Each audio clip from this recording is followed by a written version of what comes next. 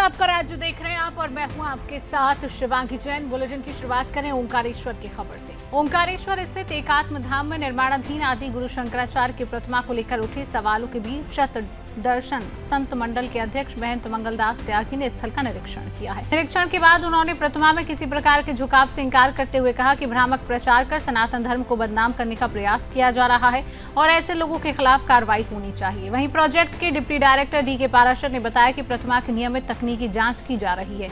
इसे तेज हवाओं सहित विभिन्न मानकों के अनुरूप सुरक्षित बनाया गया है।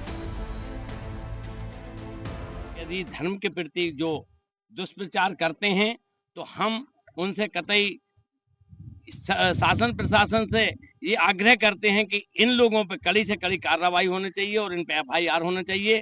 हम ये बर्दाश्त नहीं करेंगे जो धर्म का दुष्प्रचार करते हैं, इन पे एफआईआर होना चाहिए और आगे भी जो धर्म के प्रति यदि दुष्प्रचार करते हैं उन पे भी कड़ा रुख होना चाहिए, उन पे एफआईआर होना चाहिए। सीतापुर के कोतवाली देहात क्षेत्र में दर्ज एक दुष्कर्म के मामले में कार्रवाई को लेकर सवाल उठ रहे हैं। पीड़िता का आरोप है कि 2 जुलाई को उसके साथ मारपीट, गहनों की चोरी और दुष्कर्म की घटना हुई, लेकिन 1 सप्ताह से अधिक समय बीतने के बाद भी मुख्य आरोपी की गिरफ्तारी नहीं हुई। पीड़िता ने स्थानीय पुलिस पर कार्रवाई में लापरवाही और समझौते का दबाव बनाने का आरोप लगाया है।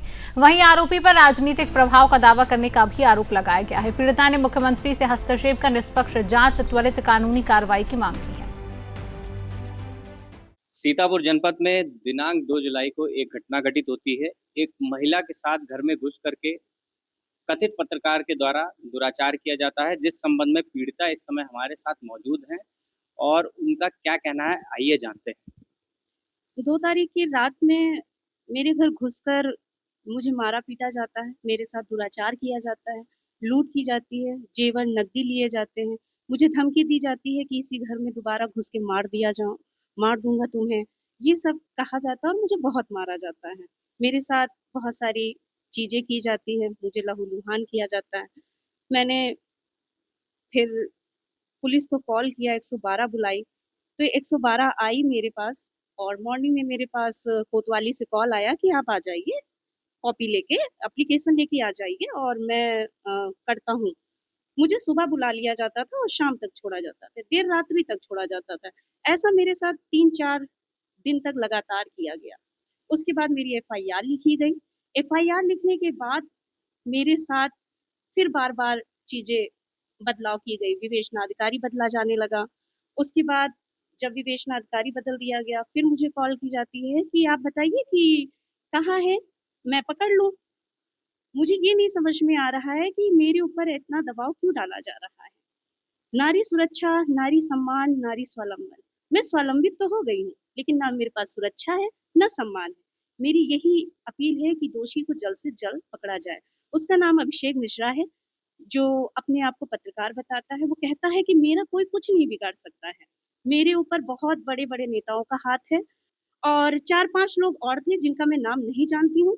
उनके द्वारा मुझे धमकाया गया, जान से मारने की धमकी दी गई थाने के अंदर। मैं थाने में सुरक्षित नहीं थी। मैं डर के मैं आगे अंदर चली गई। उसके बाद जब ये सब घटनाएँ हुई तब मेरी एफआईआर लिखी गई। क्या मेरे साथ जब दुर्घटना घटित हो जाएगी तब जाके पकड़ा जाएगा उसे?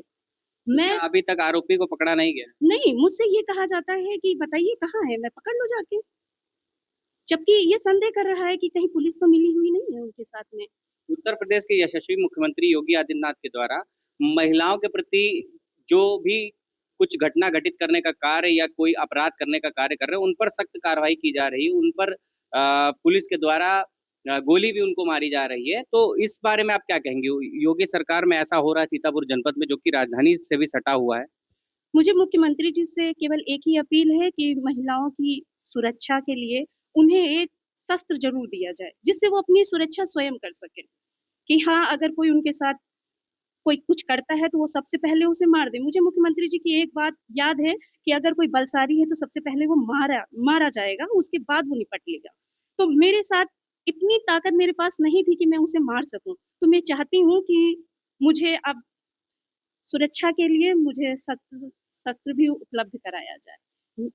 और मुख्यमंत्री जी से ये अपील है कि मुझे न्याय दिया जाए। जैसा कि पीड़िता का आरोप है कि अभी तक पुलिस के द्वारा आरोपी को पकड़ा नहीं गया है और पुलिस पीड़िता से ही कह रही है कि आरोपी के बारे में उनको जानकारी दे उत्तर प्रदेश की योगी आदित्यनाथ सरकार से पीड़िता की मांग है कि उन्हें शस्त्र भी दिया जाए और सुरक्षा भी प्रदान की जाए, जैसा कि उत्तर प्रदेश की सरकार के द्वारा महिलाओं के संबंध में करा भी गया, पूर्व में भी देखा जा सकता है। महिलाओं के प्रति अपराध करने वालों को सख्त सजा उत्तर प्रदेश में दी जा रही, परंतु दुर्भाग्य यह है कि राजधानी से सटे हुए जनपद सीतापुर में एक महिला को अपनी सुरक्षा के लिए, अपने न्याय पाने के लिए दर दर भटकना पड़ रहा है और महिला को बार बार अपनी शिकायत को आगे ले जाना पड़ रहा है। सुदर्शन न्यूज चैनल जिला संवाददाता अभिमन्यु, कैमरामैन अमित के साथ। धन्यवाद। बिहार के पश्चिम चंपारण जिले के चनपटिया नगर पंचायत में हल्की मानसूनी बारिश ने जल निकासी व्यवस्था की पोल खोल दी है। महज 1 घंटे की बारिश के बाद वार्ड 7 और 9 में चिरान चौक से भोला बाबू चौक तक मुख्य सड़क पर करीब 1 फीट पानी भर गया है। जल जमाव के कारण राहगीरों, वाहन चालकों, दुकानदारों को भारी परेशानी का सामना करना पड़ा। स्थानीय लोगों का आरोप है कि नालियों की नियमित सफाई नहीं होने से हर वर्ष यही स्थिति बनती है। वहीं बारिश के बाद नगर की कई अंदरूनी सड़कें भी गड्ढों और जलभराव के कारण लोगों के लिए मुसीबत बन गई हैं।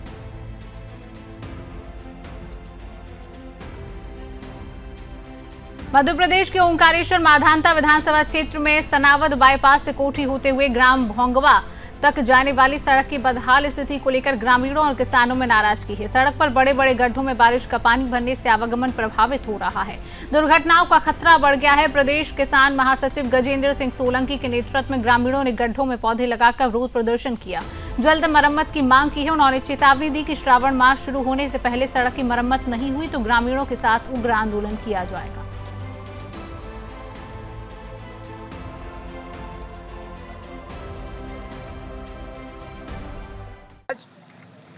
सनावद से कोठी तक का जो 7-7.5 किलोमीटर का रोड है, बहुत ज़्यादा गड्ढे हैं, बहुत रोड की स्थिति दयनीय है। इस रोड को लेकर आज सब युवा साथियों ने ग्रामीणों के साथ मिलकर आज बेशरम के पौधे हमने इस रोड पे लगाए हैं और एक सूचना दे रहे हैं इस वीडियो के माध्यम से कि सरकार जल्द से जल्द इस रोड का निराकरण करे, इस रोड को उच्च गुणवत्ता का बनाए, क्योंकि आने वाले समय में श्रावण मास भी चालू होने वाला है। अधिक दबाव रहता है ट्रैफिक का इस रोड पे। अगर सरकार नहीं जागी तो हम सब ग्रामीणों के साथ मिलकर किसान कांग्रेस उग्र आंदोलन के लिए बाध्य होगा और फिर लड़ाई आर पार की होगी। सरकार चेत जाए, शासन प्रशासन जनप्रतिनिधि जाग जाए। हमारे विधायक साहब नारायण पटेल जी को समझ नहीं पड़ता, यहाँ से निकल के जाते हो ओंकार जी में वो घूट रहे, वहाँ जा रहे हैं, वहाँ पैसे मिलेंगे, वहाँ नहीं दिख रहा है उनको, पर ये रोड नहीं दिख रहा है, ये रोड नहीं दिख रहा है उनको। हालत इतनी खराब है, हालत इतनी खराब है कि गाड़ियां पलटी तक खाने की नौबत आ जाती है। तो विधायक जी से निवेदन है कि इस पे विशेष ध्यान देवे और रोड और सांसद जी भी ध्यान दें और रोड को जल्द से जल्द बनाने की कोशिश करें। संभल दौरे पर पहुंचे उत्तर प्रदेश सरकार के कैबिनेट मंत्री एवं भाजपा के पूर्व प्रदेश अध्यक्ष भूपेंद्र सिंह चौधरी ने दावा किया कि वर्ष 2027 के विधानसभा चुनाव में भाजपा प्रचंड बहुमत के साथ दोबारा सरकार बनाएगी। उन्होंने कहा कि पार्टी विकास और सुशासन के एजेंडे पर काम कर रही है, जबकि विपक्ष जनता को गुमराह करने का प्रयास कर रहा है। उन्होंने एक पेड़ मां के नाम अभियान, शिक्षक, MLC चुनाव, अतिक्रमण विरोधी कार्रवाई, पेपर लीक पर सख्ती और राम मंदिर से जुड़े मुद्दों पर सरकार का पक्ष रखा। साथ ही पर्यावरण संरक्षण में जनभागीदारी की अपील भी की है।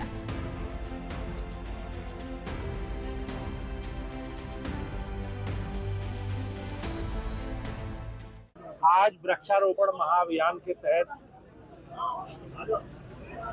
माननीय प्रधानमंत्री जी का जो संकल्प है एक पेड़ मां के नाम, उसको माननीय मुख्यमंत्री जी ने आगे बढ़ाया है। आज पूरे प्रदेश भर में 35 करोड़ वृक्षारोपण का, पौधों के रोपण का उन्होंने आज लक्ष्य लिया है और आज सभी प्रदेश में हमारे सभी लोगों ने मिलकर वृक्षारोपण के अभियान को, इस अति महत्वपूर्ण अभियान को आगे बढ़ाया है। आगामी शिक्षक निर्वाचन क्षेत्र MLC का चुनाव है और भारतीय जनता पार्टी ने डॉक्टर हरीश ढिल्लों जी को प्रत्याशी घोषित किया है और पूरी पार्टी, हम सब लोग मिलकर सभी सम्मानित मतदाताओं से संपर्क करेंगे और शिक्षकों के लिए, शिक्षा के लिए जो हमारी सरकार ने काम किया है योगी जी के नेतृत्व में, उस पूरे रिपोर्ट कार्ड के आधार पर हम लोग प्रदेश की, इस क्षेत्र की महान जनता से निवेदन करेंगे कि भारतीय जनता पार्टी के सभी प्रत्याशियों को विजयी बनाएं। गोरखपुर में जिस तरीके से पोस्टर लगे हैं राम मंदिर को लेकर कि राम मंदिर में दान चढ़ावे को लेकर कि राम नाम जपना और दान चोरी का मामला, क्या कहेंगे? आप सब लोग जानते हैं कि समाजवादी पार्टी और कांग्रेस पार्टी ने कभी से भगवान श्री राम के अस्तित्व को भी नहीं माना। मंदिर ना बने अयोध्या में हमेशा समाजवादी पार्टी और कांग्रेस इसका विरोध करती रही। उन्हें उनके पेट में दर्द ये है कि उनकी इच्छा के विपरीत माननीय न्यायालय ने अयोध्या में भगवान श्री राम के जन्म स्थान पर मंदिर बनाया। राम मंदिर करोड़ों लोगों की आस्था से जुड़ा विषय। समाजवादी पार्टी हमारे मठ मंदिरों और साधु संतों को अपमानित करती रही है और उनके एजेंडे में जो हमारी परंपरा है, हमारी विरासत है, हमारी आस्था है, उसे किस प्रकार से लोगों के मन में अविश्वास हो, ये उनका एजेंडा है। समाजवादी पार्टी कभी बाबरी मस्जिद के लिए चंदा इकट्ठा हुआ उसकी चर्चा नहीं करेगी। समाजवादी पार्टी कभी मदरसों के लिए चंदे होते हैं उसकी कोई चर्चा नहीं करती। समाजवादी पार्टी और कांग्रेस पार्टी केवल हिंदू धर्म से जुड़े हमारे साधु संतों को, मठ मंदिरों को के प्रति अविश्वास निर्माण करने का काम करती है। जहां तक आपने कहा, सरकार संकल्पित है, माननीय मुख्यमंत्री जी ने SIT गठित की है और जो लोग प्रारंभिक जांच में दोषी पाए गए उनके खिलाफ कार्रवाई की गई। ये समाजवादी पार्टी और कांग्रेस पार्टी और बसपा के लोग सब लोग योजनाबद्ध तरीके से पेपर लीक कराया गया। किस तरह पूरे प्रदेश को इन्होंने नकल का अखाड़ा बना दिया था। दूसरे प्रदेशों से लोग परीक्षा देने उत्तर प्रदेश में आते थे, परीक्षा नहीं सर्टिफिकेट लेने आते थे। तो जिस प्रकार से शिक्षा को और शिक्षा जगत को इन लोगों ने बदनाम किया है, हमारी सरकार पूरा प्रयास कर रही है कि कोई भी इस प्रकार की अनिश्चितता या इस प्रकार की कोई शिकायत अगर परीक्षा प्रणाली में आती है तो सरकार उसे गंभीरता से लेकर उसके खिलाफ कार्रवाई कर रही है। संबल प्रशासन द्वारा लगातार अवैध कब्जों को कब्जा मुक्त कराया जा रहा है, लेकिन विपक्ष का दावा है कि सरकार एक धर्म को टारगेट कर रही है। तो सरकार की नीति है कि जिन लोगों ने अवैध काम किए हैं, जो अवैध क्रियाकलापों में सम्मिलित है, बगैर किसी भेदभाव के उनके खिलाफ कार्रवाई की जाएगी। लेकिन समाजवादी और पार्टी विपक्ष ने जो हमेशा वोट बैंक और जाति देखकर विकास के काम कराए। उन्होंने वोट बैंक के रूप में जिस प्रकार से लोगों के अवैध कब्जे कराए, तो उन अवैध कब्जों को हटाना योगी जी की प्राथमिकता। दरभंगा में विश्व हिंदू परिषद और बजरंग दल के तत्वाधान में 12 से 18 जुलाई तक आयोजित सेवा सप्ताह का शुभारंभ उत्साहपूर्ण माहौल में हुआ। प्रथम दिन श्यामा माई मंदिर परिसर में स्वच्छता अभियान चलाया गया तथा कटहल बाड़ी दुर्गा मंदिर में वृक्षारोपण कर पर्यावरण संरक्षण का संदेश दिया गया। कार्यक्रम में संगठन के प्रांतीय और जिला पदाधिकारियों ने सेवा संगठन विस्तार और सामाजिक दायित्वों पर विचार रखे। सेवा सप्ताह के दौरान जिले भर में वृक्षारोपण, निःशुल्क चिकित्सा शिविर, मंदिरों की साफ सफाई और भगवान जगन्नाथ रथ यात्रा में श्रद्धालुओं की सेवा सहित विभिन्न कार्यक्रम आयोजित किए जाएंगे।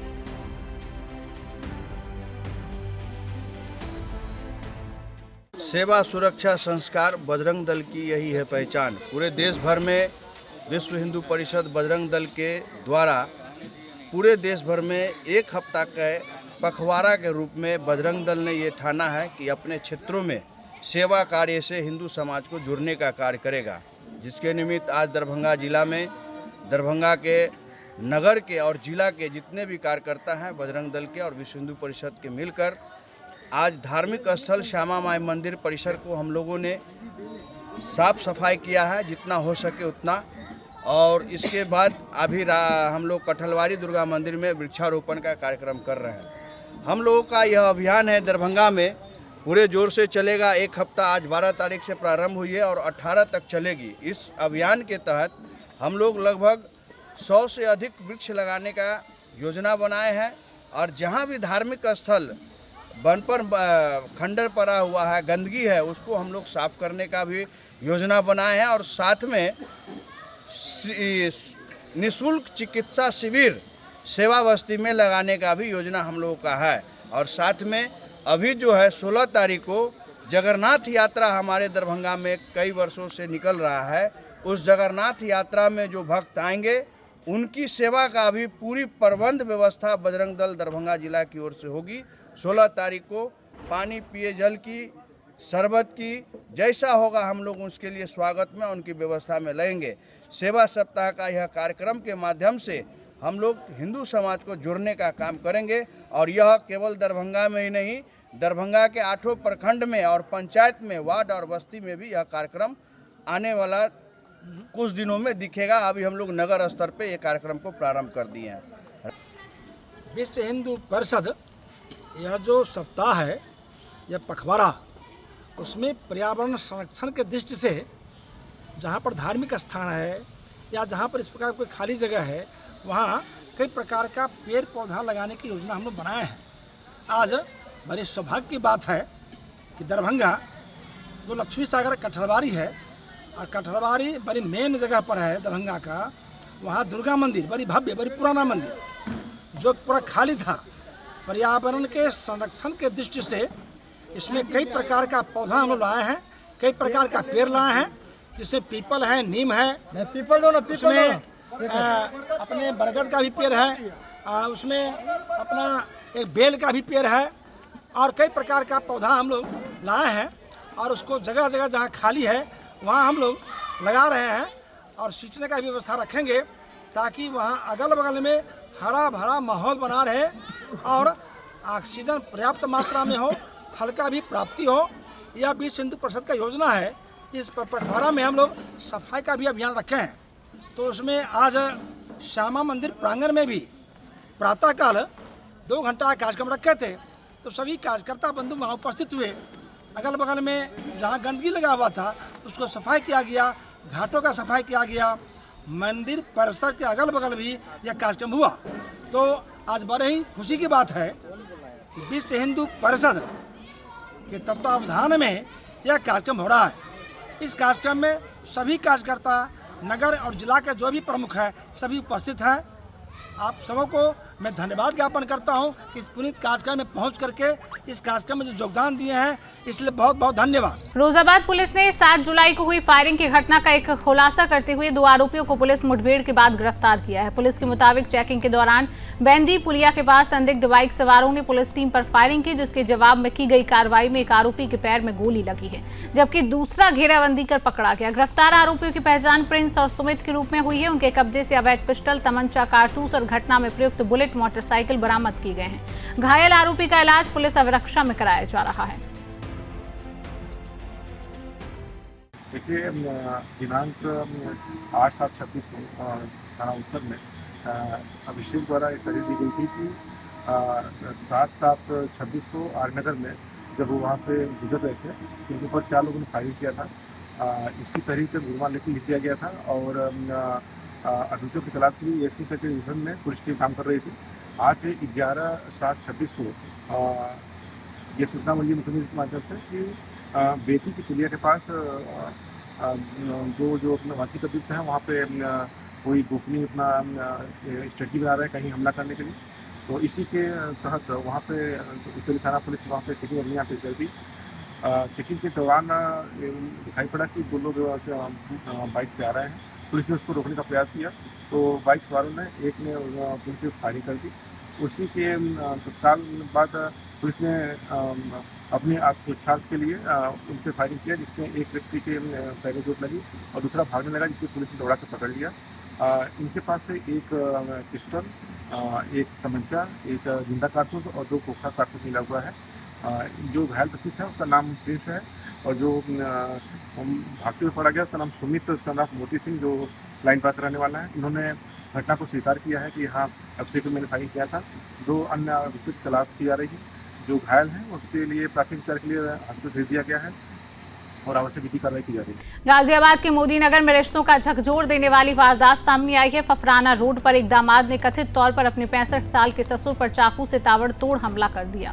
गंभीर रूप से घायल बुजुर्ग की इलाज के दौरान अस्पताल में मौत हो गई। प्रारंभिक जांच में पारिवारिक विवाद को घटना की वजह माना जा रहा है। सूचना मिलते ही पुलिस और फॉरेंसिक टीम मौके पर पहुंची, साक्ष्य जुटाए हैं। पुलिस ने परिजनों की तहरीर के आधार पर हत्या का मुकदमा दर्ज करने की प्रक्रिया भी शुरू कर दी है। आरोपी फरार है, उसकी तलाश में पुलिस की कई टीमें लगातार दबिश दे रही हैं। थाना मोदी नगर अंतर्गत फफराना रोड पर करीब 60 वर्षीय व्यक्ति अनार सिंह की उसके दामाद द्वारा चाकू मारकर घायल कर दिया गया, जहां उसको उपचार हेतु अस्पताल ले जाया गया, जहां पर चिकित्सकों द्वारा उसे मृत घोषित किया गया। थाना पुलिस द्वारा सुसंगत धाराओं में मुकदमा पंजीकृत किया जा रहा है तथा अभियुक्त की गिरफ्तारी हेतु टीम गठित कर हर संभव प्रयास किया जा रहा है। प्रकरण के संबंध में अग्रिम वैधानिक कार्रवाई प्रचलित है तथा मौके पर कानून व्यवस्था की स्थिति अभी सामान्य है। लखनऊ के सरोजनी नगर थाना क्षेत्र में नाबालिग के अपहरण दुष्कर्म के मामले में पुलिस ने वांछित आरोपी को गिरफ्तार किया है। पुलिस के मुताबिक आरोपी विनीत को गिरफ्तार कर उसके खिलाफ पॉक्सो एक्ट और भारतीय न्याय संहिता की संबंधित धाराओं में कार्रवाई करते हुए जेल भेज दिया गया है। मामले में पीड़िता को सकुशल बरामद कर लिया गया है। पुलिस अधिकारियों का कहना है कि घटना से जुड़े दूसरे आरोपी अभिषेक यादव की तलाश के लिए लगातार दबिश दी जा रही है। लखनऊ पुलिस ने कहा कि महिलाओं और बच्चों के विरुद्ध अपराध करने वालों के खिलाफ सख्त कानूनी कार्रवाई जारी रहे। राष्ट्रीय स्वयंसेवक संघ के शताब्दी वर्ष के उपलक्ष्य में बोकारो महानगर के बिरसा नगर में पौधारोपण कार्यक्रम का आयोजन किया गया है। कार्यक्रम में संघ के समविचारी संगठनों, लघु उद्योग के भारती के पदाधिकारियों व स्वयंसेवकों ने उत्साहपूर्वक भाग लिया है। विश्व हिंदू परिषद के केंद्रीय प्रबंधन सदस्य एवं पूर्व प्रांत संघ चालक जगन्नाथ शाही ने पौधारोपण कर अभियान की शुरुआत की। उन्होंने कहा कि पर्यावरण संरक्षण मानव जीवन के लिए अत्यंत आवश्यक है। प्रत्येक व्यक्ति को अधिक से अधिक पौधे लगाने, उनके संरक्षण का संकल्प लेना चाहिए। कार्यक्रम में बड़ी संख्या में स्वयंसेवकों ने पौधारोपण कर पर्यावरण संरक्षण का संदेश दिया।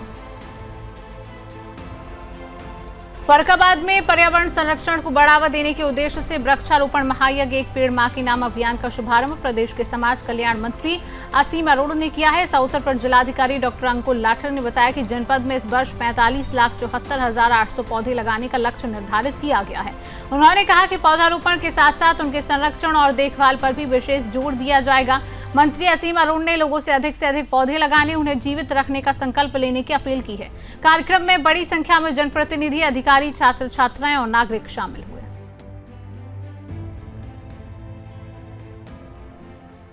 तब फर्रुखाबाद जनपद में एकत्रित हैं एक बहुत बड़े लक्ष्य को लेकर के एक पेड़ मां के नाम का अभियान आज लोगों ने आगे बढ़ाया है। पूरे उत्तर प्रदेश का टारगेट है 35 करोड़ पौधे आज लगाना। ये अपने आप में एक वर्ल्ड रिकॉर्ड बनेगा, लेकिन ये रिकॉर्ड हम अपना ही पिछले साल का रिकॉर्ड तोड़ रहे हैं और उसमें से हमारे जनपद फर्रुखाबाद में 45 लाख पौधे लगाए जा रहे हैं। मैं अपने सम्मानित जनप्रतिनिधियों को, एनसीसी के बच्चों को, एनएसएस के, स्काउट्स के बच्चों को, तमाम युवाओं को और समस्त नागरिकों को शुभकामनाएं देता हूँ। हम लोग को न सिर्फ पौधा लगाना है, लेकिन वो पौधा अपने माँ के नाम लगाना है और साथ साथ उसको सींचना है, खाद देना है, सुरक्षित करना है और आगे बढ़ाना है। आज उत्तर प्रदेश का वन आवरण, ट्री कवर बढ़ा है, तेजी के साथ बढ़ा है। हमारे वन भी बढ़े हैं और जो सामाजिक वानिकी है, सोशल फॉरेस्ट्री है, उसमें भी हमारा ट्री कवर बढ़ा है। ये पूरे उत्तर प्रदेश के लिए गौरव की बात, मैं बधाई देता हूँ उसके लिए। आने वाले समय में खासकर हमारे युवाओं के सौजन्य से ये काम और तेजी से आगे। छत्तीसगढ़ के कांकेर नारायणपुर बॉर्डर पर सुरक्षा बलों को बड़ी सफलता मिली है। थाना कोयली बेड़ा क्षेत्र के आलपरस गुमचोर जंगल में डीआरजी, बीएसएफ और बीडीएस की संयुक्त टीम ने सर्चिंग अभियान के दौरान नक्सलियों के एक डंप का भांडाफोड़ किया है। पुलिस के मुताबिक मौके से 2 303 राइफल, 32 राउंड कारतूस, laptop, tablet, wireless battery, radio, नक्सली वर्दी, चार्जर, बैटरियां और बड़ी मात्रा में नक्सली साहित्य बरामद किया गया है। यह कार्रवाई 11 जुलाई को चलाए गए अभियान के दौरान की गई। पुलिस का कहना है कि नक्सल प्रभावित क्षेत्रों में संयुक्त अभियान आगे भी लगातार जारी रहेगा। अमेठी थाना क्षेत्र में एक महिला ने पुलिस पर शिकायत दर्ज न करने और अवैध व्यवहार करने के गंभीर आरोप लगाए हैं। पीड़िता का कहना है कि गांव में उसके साथ कथित अभद्रता और परिजनों के साथ मारपीट हुई है, जिसके बाद वह न्याय की उम्मीद लेकर थाने पहुंची। आरोप है कि वहां उसकी शिकायत दर्ज करने की बजाय उसे थाने से लौटा दिया गया। घटना के बाद स्थानीय लोगों में भी नाराजगी देखी जा रही है। फिलहाल इस मामले में पुलिस का आधिकारिक पक्ष सामने नहीं आया है। पुलिस का बयान और जांच के बाद ही पूरे मामले की वास्तविक स्थिति स्पष्ट हो सकेगी।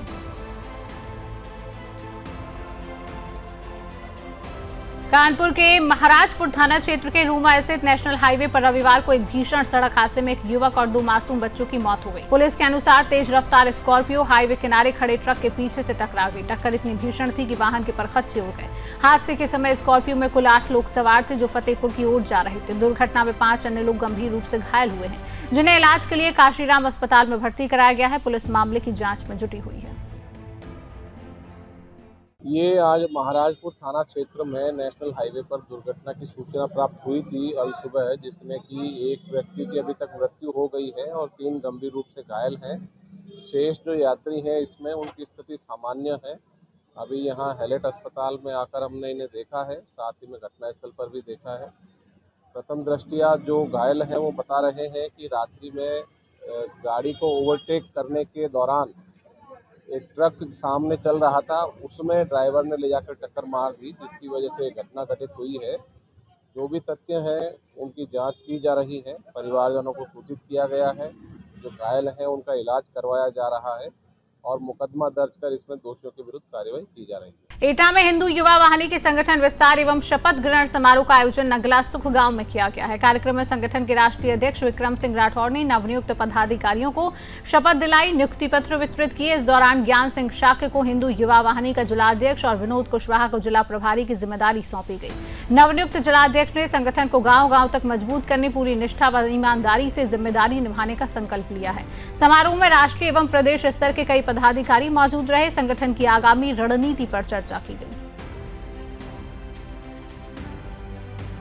अमरोहा में एक पेड़ मां के नाम अभियान के तहत पुलिस लाइन परिसर में बृहद पौधारोपण कार्यक्रम आयोजित किया गया। कार्यक्रम में राज्य मंत्री दर्जा प्राप्त सूर्य प्रकाश पाल, भाजपा जिलाध्यक्ष उदयगिरी गोस्वामी, विधायक राजीव तरारा, जिलाधिकारी नितिन गौड़, पुलिस अधीक्षक लखन सिंह यादव, नगर पालिका अध्यक्ष शशि जैन सहित कई जनप्रतिनिधियों एवं अधिकारियों ने पौधे लगाकर अभियान की शुरुआत की है। इस दौरान बताया गया कि जनपद में 35 लाख से अधिक पौधे लगाने का लक्ष्य निर्धारित किया गया है। सभी ने पौधारोपण के साथ उनकी देखभाल का संकल्प लेते हुए पर्यावरण संरक्षण और हरियाली बढ़ाने का संदेश दिया।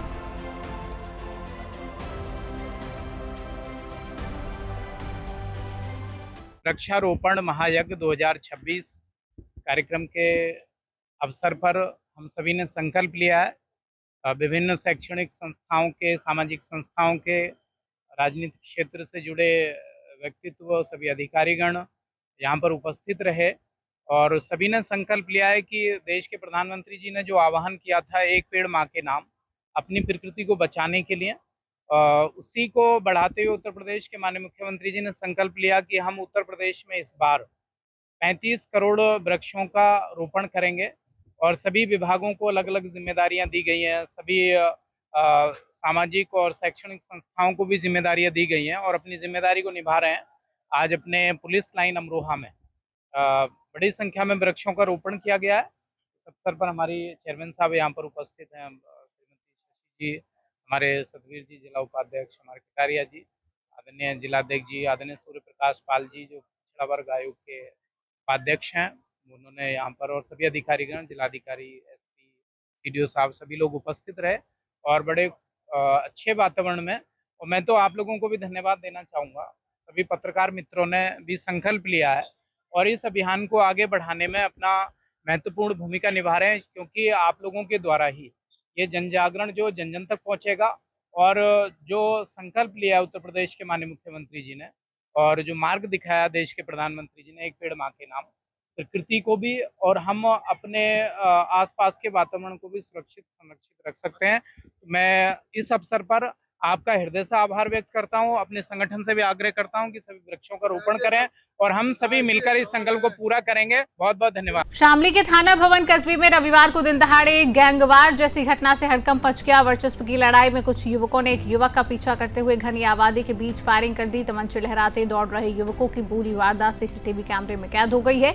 घटना के बाद इलाके में अफरा तफरी मच गई। दुकानदारों ने दुकानें बंद कर दी। पुलिस मौके पर पहुंचकर सीसीटीवी फुटेज कब्जे में लेकर जांच में जुट गई है। प्रारंभिक जांच में मामला आपसी विवाद से जुड़ा बताया जा रहा है। पुलिस ने आरोपियों के खिलाफ सख्त कार्रवाई का भरोसा दिया है।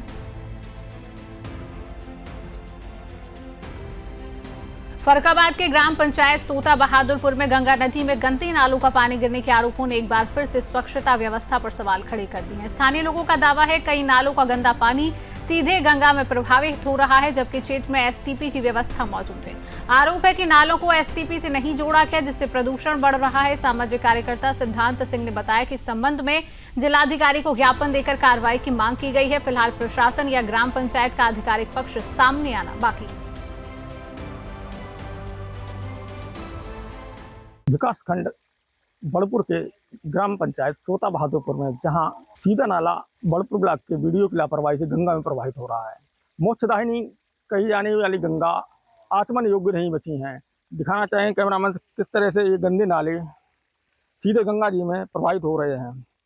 गंदे नाले का पानी सीधा गंगा जी में समाहित हो रहा है। यहाँ सरकार करोड़ों रुपए खर्च कर रही है गंगा को अविरल और निर्मल बनाने के लिए, इसके बावजूद भी ये नाले सीधे गंगा में समाहित किए जा रहे हैं। सबसे बड़ी बात यह है कि मुस्लिम बस्ती के मल मूत्र और घरों में होने वाली कुर्बानियों के खून सहित ये गंदे नाले सीधे गंगा जी में प्रवाहित हो रहे हैं। जो लोग गंगा को मोक्षदायिनी मानकर जल आचमन करते हैं, ये जल आचमन योग्य ही नहीं बचा है, क्योंकि मुस्लिम बस्ती के मल मूत्र की गंदगी के साथ साथ घरों में होने वाली कुर्बानी का भी रक्त रंजित खून इन गंगा में सीधे प्रवाहित होकर समा रहा है, जिस पर प्रशासन ने अभी तक कोई रोक नहीं लगाई है।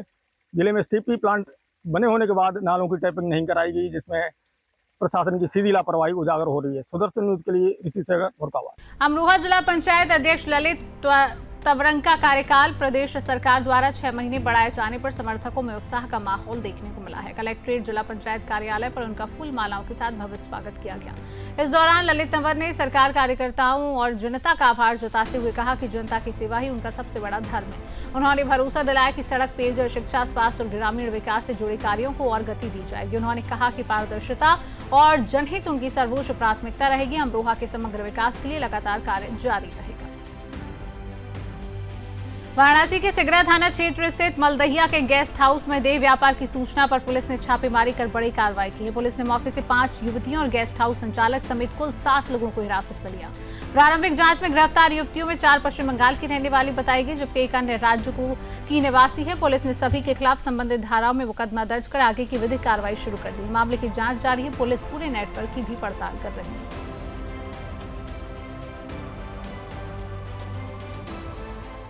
देखिए, थाना क्षेत्र सिगरा के मलदहिया एरिया जो है, यहाँ पे टोटल ज्योति, जिसमें कई दिनों से सूचना मिल रही थी कि अवैध जो है वेश्यावृत्ति का कार्य संचालित हो रहा है। इसी सूचना के आधार पर थाना सिगरा की फोर्स ने आज इस पर रेड किया और मौके पर वेश्यावृत्ति संचालित होता हुआ पाया गया है। कितनी लड़कियां हैं, कहाँ लड़कियां पकड़े गए सर? देखिए, मौके से यहाँ पे जो 5 लड़कियां हैं वो मिली हैं, जिनमें से 4 जो है वेस्ट बंगाल की बता रही हैं पूछताछ के क्रम में। साथ ही साथ इसमें यहाँ से 2 जो होटल के संचालक हैं वो भी यहाँ से मौके से मिले हैं। कुछ संदिग्ध वस्तुएं मिली हैं? जी हाँ, जो इस तरह की रेट्स में जो संदिग्ध वस्तुएं मिलती हैं, जिसके आधार पर इसकी पुष्टि होती है, वो भी यहाँ से प्रमाणित हुई हैं। पूछताछ में क्या जानकारी मिला? अभी जांच का क्रम शुरू हुआ है। पूछताछ में ये पता चला है कि लड़कियाँ जो है वेस्ट बंगाल से यहाँ पे लाई गई थी और यहाँ से इन्हें वेश्यावृत्ति कराया जा रहा था। इसका मास्टरमाइंड कौन है? देखिए, जांच का विषय है। अभी प्रथम दृष्टया जो सूचना मिली है वो यही है। अभी समस्तीपुर में उच्च शिक्षा की 2 अलग-अलग तस्वीरें सामने आई हैं। एक और 1956 में स्थापित महिला महाविद्यालय आज भी जर्जर भवन, प्रयोगशालाओं की कमी और मूलभूत सुविधाओं के अभाव से जूझ रहा है। सरकारी बस स्टैंड और कचहरी के पास होने से फैलने वाली दुर्गंध भी छात्राओं की पढ़ाई प्रभावित कर रही है। वहीं दूसरी ओर बलराम भगत महाविद्यालय में 17 जुलाई से रोजगार मुखोई कॉमर्स स्थित मेजर पाठ्यक्रम शुरू होने जा रहा है। भारत सरकार की इस पहल का उद्देश्य है वाणिज्य के विद्यार्थियों को कौशल आधारित शिक्षा देकर रोजगार के बेहतर अवसर उपलब्ध कराना। ललित नारायण मिथिला यूनिवर्सिटी की अनिरुद्ध महाविद्यालय BRB कॉलेज समस्तीपुर में आगामी 17/6/2026 को आयोजन होने जा रहा है। एक सेमिनार होने जा रहा है, जिसके अंतर्गत कॉमर्स फैकल्टी संबंधित जानकारी देने के लिए मेरे साथ उसी डिपार्टमेंट की प्रोफेसर ज्योति प्रसाद हैं, जो संक्षिप्तता में इस सारे संदर्भ को रखेंगी और ये स्पष्ट तौर पे बताएंगी कि इस 17/6/26 को जो कार्यक्रम आयोजित है इस महाविद्यालय में, उसका मुख्य उद्देश्य क्या है और इससे अगर कोई विद्यार्थी जुड़ते हैं, कोई छात्र जुड़ते हैं, तो उनको क्या क्या लाभ हो सकता है। जी, संक्षिप्तता में बताइए, क्या जानकारी है आपके पास? जी, हमारे BRB कॉलेज में एक नया कोर्स जुड़ने जा रहा है, मेजर कोर्स कॉमर्स में, जिसका नाम है ई-कॉमर्स विथ मेजर। ठीक है, इसमें बच्चों को बहुत सारे फ़ायदे मिलने वाले हैं, क्योंकि ये एक स्किल्ड प्रोग्राम है। जो बच्चे सिंपल ग्रेजुएशन करते हैं, उनसे ज़्यादा अच्छा है कि वो एक स्किल्ड प्रोग्राम से जुड़े, जो कि उनको आगे चल के एम्प्लॉयमेंट में बहुत ज़्यादा बेनिफिट मिलेगा। ये एक अप्रेंटिसशिप प्रोग्राम है जो गवर्नमेंट ऑफ इंडिया द्वारा रन किया जा रहा है, जो बाकी और भी जगह पे ये कोर्स चल रहे हैं। हमारे बिहार में भी पटना यूनिवर्सिटी, पाटलिपुत्रा यूनिवर्सिटी में 1-2 जगह पे चल रहे हैं। अब इस बार ये हमारे यूनिवर्सिटी को मौका मिला है और हमारे यूनिवर्सिटी के बिहाफ में हमारे कॉलेज को ये गोल्डन अपॉर्चुनिटी मिली है कि हम अपने बच्चे को कुछ अच्छा दे सके और उनको उनका सुनहरा भविष्य जो है वो उनको हम लोग संवार सके। इसके लिए बोर्ड ऑफ प्रैक्टिकल ट्रेनिंग और मिनिस्ट्री ऑफ एजुकेशन के द्वारा एक मेमोरेंडम ऑफ अंडरस्टैंडिंग भी हमारे कॉलेज द्वारा साइन किया गया है और ये कोर्स इसी साल इसी सत्र से हमारे यहाँ शुरू होने जा रहा है। इसमें बच्चों को एम्प्लॉयमेंट बेस्ड सारी एजुकेशन मिलेंगी और इसमें एक बेनिफिट ये है कि इसमें स्टूडेंट क्रेडिट कार्ड के माध्यम से स्टूडेंट को बैंक जो है पढ़ाई में वो लोन भी अवेलेबल कराएगी, जिससे उनको पढ़ाई में किसी भी तरह का मॉनिटरी या आर्थिक रूप से कोई प्रॉब्लम न हो सके। और बाकी आगे चल के जब बच्चों को इस कोर्स के माध्यम से प्लेसमेंट होगा और उनको जब आगे चल के जब जॉब अपॉर्चुनिटीज मिलेगी तो उसको उसके बाद ये अपने जो लोन जो है वो इसको इस माध्यम से अपना भुगतान कर पाएंगे। तो मैं स्टूडेंट से ये कहना चाहूँगी कि वो इस कोर्स में बढ़ चढ़ कर हिस्सा लें, क्योंकि आगे जो है भविष्य संवारना है तो उसके लिए एम्प्लॉयमेंट की ज़रूरत है, ना कि प्लेन शिक्षा की ज़रूरत है। तो स्किल्ड एजुकेशन जो है वो ज़्यादा इम्पोर्टेंट है और इस पर ज़्यादा फोकस करना चाहिए और हम लोग इस पर और बच्चों पर अपने स्तर से बहुत मेहनत करने की कोशिश करेंगे और आगे बच्चों का भविष्य संवारने की कोशिश करेंगे। जी धन्यवाद।